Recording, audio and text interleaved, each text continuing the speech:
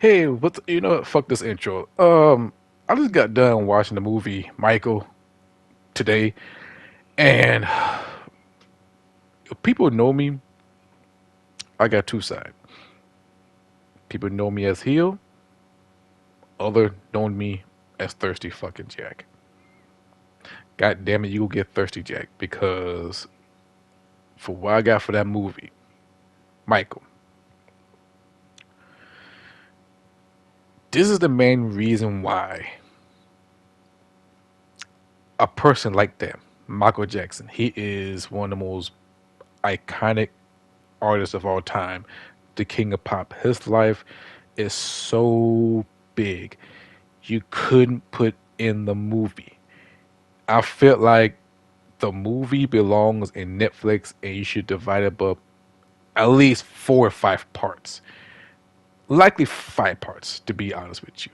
It was like a 5 part movie. Or you want to do I don't know, a 2 week event. I don't know, but I feel like it should be a 4 part for Netflix. It felt like it should have been a Netflix movie because what I got out from Michael Jackson film, the biopic, I feel like I'm watching WrestleMania 1 from last week, and towards the end of Act 3, it felt like fucking WrestleMania 2. It felt like you're watching WrestleMania, the TKO edition, because there is. I don't want to say this movie was worse because that word is too strong. I felt like they fumbled the moment. Now, however, the actor and actress, the performance of these roles are phenomenal. That I would give you credit for that. Um, Coleman Domingo, who plays Joe Jackson, he gonna win. He gonna win the Oscar for best supporting actor. That's the Michael film gonna win some Oscar. I will say that they're gonna win global. They're gonna win more awards. Well, they might win half awards as Sinners. But the portrait of Joe Jackson, it give me Black Triple H from 1999 to 2000 and Vince McMahon all in wrapped in one. Cause you could feel it. You could feel it, and you could see it. You could sense it. Like, damn, he remind me of Vince McMahon. He remind me of Triple H back in 1999 because he gave that speech to his wife, saying that I made him, I built him. It reminded me of Triple H when he did the same thing to China on Monday Night Raw. Neil Long played as Michael Mother. She did a phenomenal job. What else? Everybody else did their thing. So I got nothing negative to say about the performance. However, oh, also, Jakeem Jackson, the nephew of Michael Jackson, hands down, he is the whole fucking show from the singing, the performance, everything else. He did an awesome job. Also, the young Michael Jackson, little kid, he did an awesome job. So everybody else, phenomenal. However, there's so many things they did not put in the film. Number one, Janet Jackson, she was not there. Even though she declined, in which that was stupid. If she was there, I feel like the film will be more complete and more detailed, in which it was. But if you put Janet Jackson in it, just a good proportion of it, I feel like the movie will be more complete. But Janet Jackson, she didn't want to do it. I don't know why. It was stupid of her. But they put Latoya Jackson in which, hey, it is what it is. And then we get Bubbles. What type of CGI shit is that? Like I don't know. I'm watching Michael or I'm watching Planet of the Apes. Like, what the fuck was that?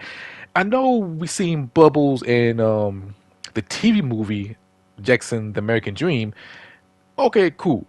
But a CGI Bubbles, I won't say it was. I can't say it's creepy, but it felt out of place. You got Michael Jackson walking around with llama, and then this is the part, or this is the moment they should have put in. I know they did some research. I don't know why they put it in. This story had been told so many fucking times. Why in the fuck they did not put in Prince? Now people will be thinking like, what Prince got to do with it? If you're a true hardcore Michael Jackson fan and you love his music, video, his stories, and you're a historian lover, there is a true story, and you heard it from Teddy Riley. He said it on Drink Champ, and Will I Am. Two people confirmed that Michael Jackson and Prince had a beef. You've seen the clip, it's on YouTube, you've seen the story, you hear the story from multiple people. They did not put the cameo of Prince.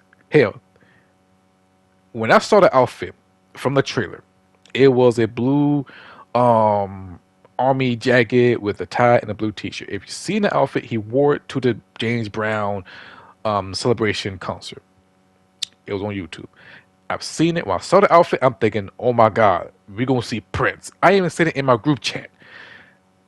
I saw the film, I seen the outfit, I'm thinking, oh my God, we're gonna see Prince as a cameo. If they did this shit, that would be the biggest oh my God moment in the film. It'd be like the multiverse.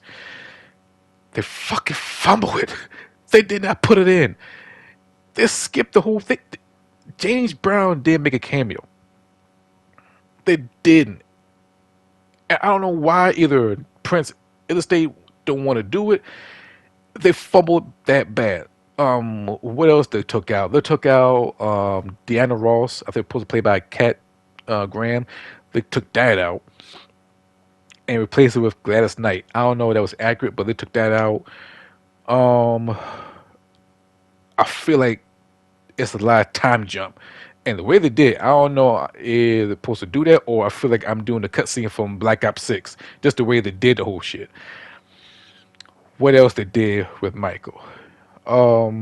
They did a deep detail of the aftermath of the Pepsi commercial, the whole burn situation. They did a good job with that. I don't know how accurate it was, but they did an awesome job with that part. They did touch on the Villago. I think three times they touch on it. The first time we get his nose done. The second time when he was at the victory tour, and I think the third time he was changing his gloves. I think that's three times they mentioned it, but it wasn't deep because it didn't happen till like later on of his career.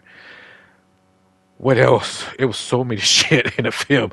Um, um, also, oh God, I hope I don't forget everything. But also in the film, um, shit, the 25th anniversary Motown, they did a good job. I wish they did more deeper with that. The Paul McCartney thing, I feel like that was a little bit later. Oh, I know one. Wesley Snipe. I'm surprised they didn't do the bad video. They they did Beat It, the making the Beat It, the dance sequence. And I don't know how true that was. Michael Jackson going down and I guess it looked like Compton. Go down to a spot, see a bunch of Bloods and Crips breakdancing. I wish they did a video with You Make Me Feel, but that's like later of his career. I'm surprised they didn't do that. I'm surprised Wesley Snipe cameo didn't appear because Wesley Snipe tell the story that him and Michael Jackson walked down the block and Michael Jackson was scared that, the gangs would run up, but Wesley Snipe protect them. That was in New York, I believe. They didn't put that in the film. There was so many key moments that they didn't put it in. It was like, did they research or you gotta go through that legal bullshit? Because I know they didn't put the allegation, but that's like later of his career. But the whole film, I feel like I'm watching. I feel like it doesn't feel like a biopic. I feel like I'm watching a fucking WWE show, or what's that damn shit? My Rise, instead of biopic, because there's certain moments of it. If like when certain moments of the film, it drop in some Easter eggs, like when Joe Jackson, the beginning of it, when Joe Jackson mentioned, "Oh, you be bigger than Star. Hell, one day you gonna do a Pepsi commercial." When I heard it, it was like, "Ooh, they're setting this shit up." And then the other part, When Michael Jackson went in the hospital after he got done visiting the kids and he was talking to his manager, he mentioned that this medicine make him sleepy. And I'm not gonna bullshit you. In my heart sunk when he said that because it felt like it planted seeds of his addiction to that drug that causes his life. So they did a good job with that part because they planted seed like an Easter egg. We already know what happened, but they're planting seeds. Uh, what else? Um, I feel like it wasn't. I didn't say it was polished. It was grounded in that film, but I feel like they could have done more. And I feel like Michael Jackson's life is too big for a film because at the end, this part really pissed me the fuck off. They put up his story continue. I'm like, nigga, he is not Cody Rhodes. What the fuck you mean his story continue? Like, what part two? He gonna go to WrestleMania and fight Roman Reigns? Like, no, it's like, I, I wish they could do a little bit better, and it would make sense to say, okay, part one, Michael, and then part two later this year, because I got a feeling they're gonna do part two, and we're gonna have to wait a whole another year, in which I don't have a patience for it. And me finish the movie in my mind, I'm thinking to myself, is there any better biopic out there? And I thought about it after I got done watching the film because in a trailer, I watched the trailer and I say this to a couple of people when I saw the trailer. I say, I hope this movie be good because I don't want to see another straight out Compton situation.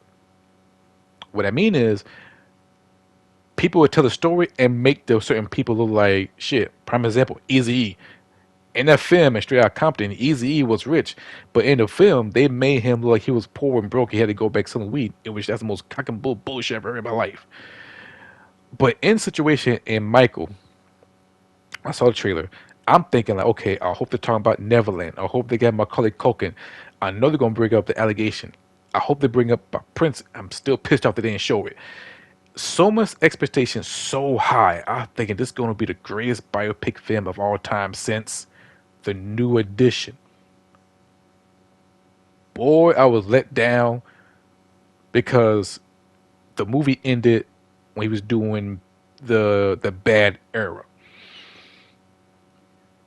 The reason why I put the New Edition story, the biopic story of New Edition, over Michael because all of them was alive. It was breaking up in different eras and separate parts. They tell the story very well told. It wasn't polished. It was raw from the beginning to the end. And it was like a 2 week event, I believe. It was 2 weeks or like a 1 week event. And shown on BET. And the story is so big, they put it on TV and make you watch it the next day. That's what's so great about it. And not only that, it was so huge, they have a spinoff with Bobby Brown. The same actor, share the same universe with New Edition. It was beautiful. Second place, Straight Outta Compton. The reason why they fucked up the Easy E story. And then, of course, you got Michelle with her side of the story, and they show on Lifetime. I've seen so many biopics, but for this one,